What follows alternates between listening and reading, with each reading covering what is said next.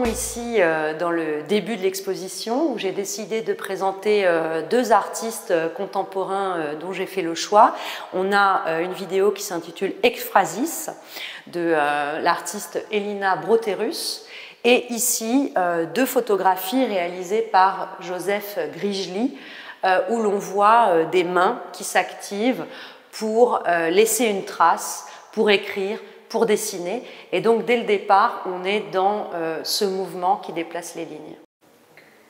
Alors, c'est, je pense, une bonne introduction que de parler de cette pièce vidéo. L'ekphrasis, en fait, c'est une figure de style qui consiste à décrire une image. Généralement, une image venant du champ des arts visuels, d'écrire un tableau par exemple. Et en l'occurrence ici, l'artiste fait une ekphrasis en deux mouvements qui en fait en dit long sur la manière dont elle transcrit la question de la lecture et du décodage des signes d'un espace dans un autre. Je m'explique, dans le premier mouvement de la vidéo qu'on voit ici, en fait il y a une performeuse, chorégraphe, et danseuse qui interprète littéralement en fait ce que l'on voit là qui est un outil utilisé dans les cabinets d'ophtalmologie en Finlande.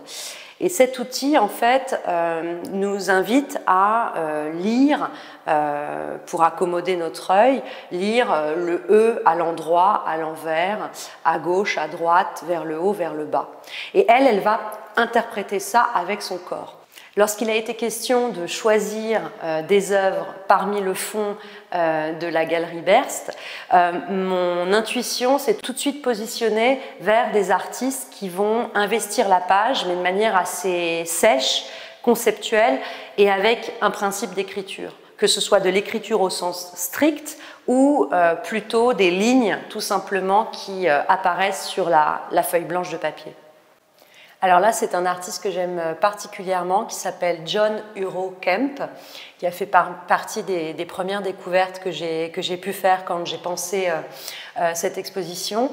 Ce qui m'a intéressée, c'était la question de l'alchimie, au sens l'alchimie du verbe, mais aussi l'alchimie des chiffres qui apparaissaient dans les dessins, tout un système de codes et de formules. C'est cette idée de formule mathématique ou de formule poétique qui a retenu mon attention. Alors ici, nous avons un artiste qui s'appelle Bockelt, qui m'intéresse beaucoup parce qu'il va transcrire sur la page et graphiquement des vibrations acoustiques. Donc ce sont d'une certaine manière des dessins sonores qui vont se déployer à la surface du papier.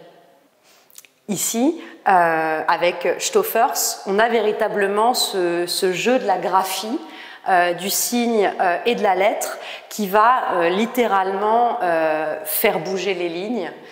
Et donc c'est une pièce qui, à mon sens, résonne particulièrement avec le titre de l'exposition. J'adore le mouvement qui déplace les lignes jusqu'à dévier complètement à la surface de la page.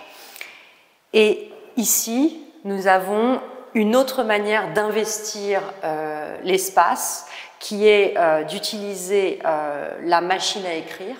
Il y aura beaucoup de choses dans cette exposition, en effet, qui évoquent ces différents outils d'écriture, que ce soit la main, évidemment, qui va dessiner, mais aussi la machine à écrire. Et là, on a quelque chose, une sorte de staccato, quelque chose de très, très dynamique, avec la répétition d'un seul, de plusieurs termes, comme le mot wall ou le mot ceiling, donc le mur et le plafond qui deviennent comme ça des éléments graphiques. Là, c'est l'artiste Jill Gallieni qui en fait fait ce qu'elle appelle des prières. Après avoir fait des prières à Sainte Rita, elle réalise des prières à Marie. Et en fait, pour moi, ce sont des lettres envoyées au monde, saturées de signes, des lettres illisibles, et aussi des lettres, j'aime à parler de pattes de mouche, cette idée de remplir finalement la feuille blanche d'un bloc de texte qui est aussi une forme de méditation écrite. Ça prend du temps, évidemment, de remplir la page et d'envoyer un message au monde, d'une certaine manière. Alors, on est ici face à une feuille blanche saturée de signes typographiques qui s'intitule « L'auteur pense que la bruyère s'est trompée ». En réalité, c'est une pièce que j'ai réalisée suite à une résidence que j'ai menée au château de Saché, au musée Balzac, en Touraine, où je me suis intéressée à l'œuvre d'Honoré de Balzac.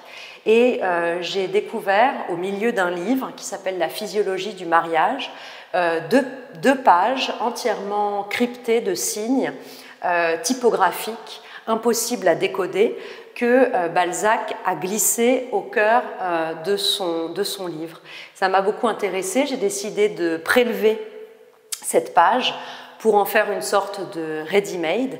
Et ici, nous sommes donc face en fait à une simple phrase qui initie le bloc textuel de la page et ensuite un cryptage, un code en fait, réalisé à l'aide d'outils typographiques.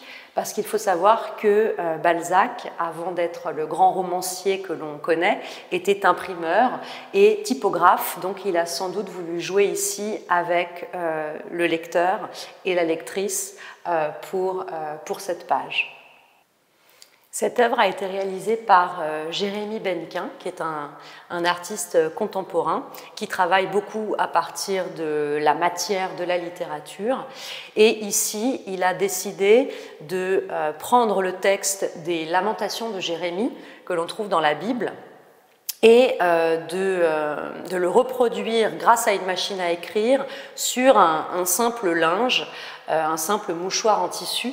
Et en réalité, ici, l'écriture devient saturée puisque les pages des Lamentations de Jérémie sont vraiment reproduites les unes sur les autres jusqu'à l'illisibilité.